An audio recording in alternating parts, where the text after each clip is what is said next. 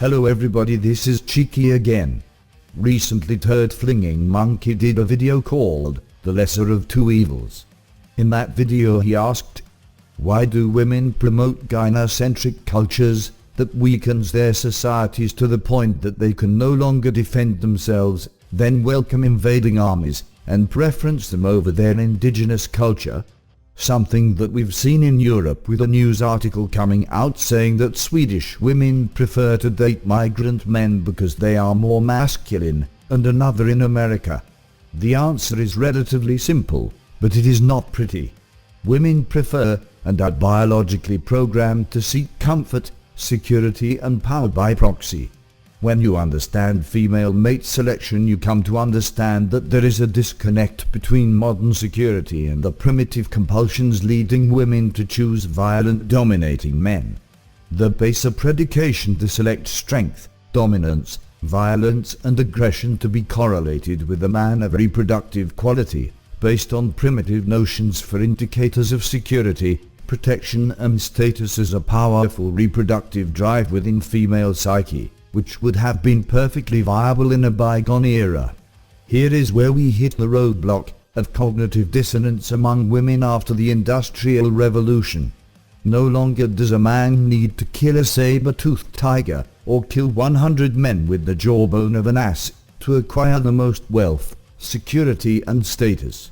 In the 20th century, man only needed to pick up a gun or a stock portfolio to become the man with the most security and status. The catch is, women are also programmed to recognize strength, dominance, violence and prestige as indicators of mating excellence and security from a parasite's perspective.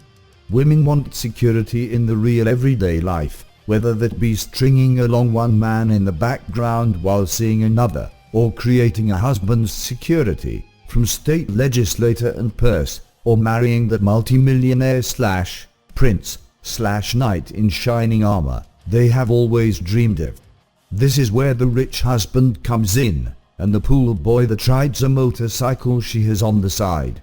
So in a postmodern world, women are controlling the flow of money and the flow of votes. Meaning the weak, or the dependent, are dictating the shape of modern societies. Women will emaciate their country via gynocentrism to create real-life personal security, then desire the conquering hero as they march triumphantly through the streets even when they're psychotic, pedophiles and rapists which only want to subjugate them with violence, and the disturbing thing is, they want it. This is indicated by bondage and rape play being the most searched for terms by women all round the world on Pornhub. If someone is stupid enough to try and dispute this, then tell me why 50 Shades of Grey was a top seller and almost exclusively a top seller to women. Women are parasitical and narcissistic in baser nature, and only see the problem as moving from one host to the other under a utilitarian perspective, seeing the men that die as being just tools, or a resource, to make their lives more comfortable and safe from the non-existent and irrational fears. See evolutionary psychological game theory, error management theory, consent classes and toxic masculinity delusion. Which comes at everybody else's expense, because more often than not, women see other people as not important enough to consider when it comes to their elevation and acquisition, and this perspective exponentially increases the less women can empathize with them, as described by justice studies done by Bass and others, which became moral theory, which predicts accurately that, when women are starving they will eat their children, while men will die looking for food for their children, which is something so distasteful I won't present here, which you can research yourself. Hint: start with the Ukraine. So if humans are adaptive creatures, why is it that they engage in maladaptive behaviors? Why do they engage in compulsive buying, pathological gambling, pornographic addictions, eating disorders? How could these things exist if we are adaptive creatures?